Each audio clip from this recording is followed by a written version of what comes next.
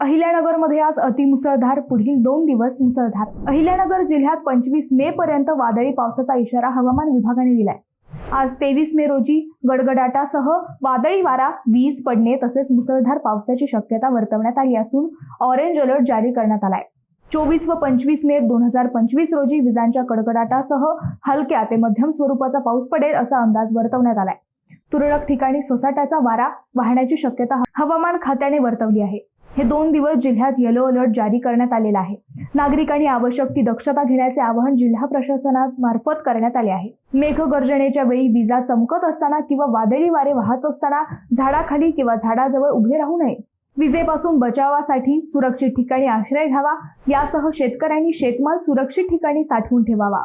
बाजार समितीमध्ये शेतमाल विक्रीसाठी आणला असेल किंवा त्याप्रमाणे नियोजन केले असेल तर सदर मालाचे नुकसान होणार नाही याची काळजी घ्यावी असेही आवाहन करण्यात आले आहे.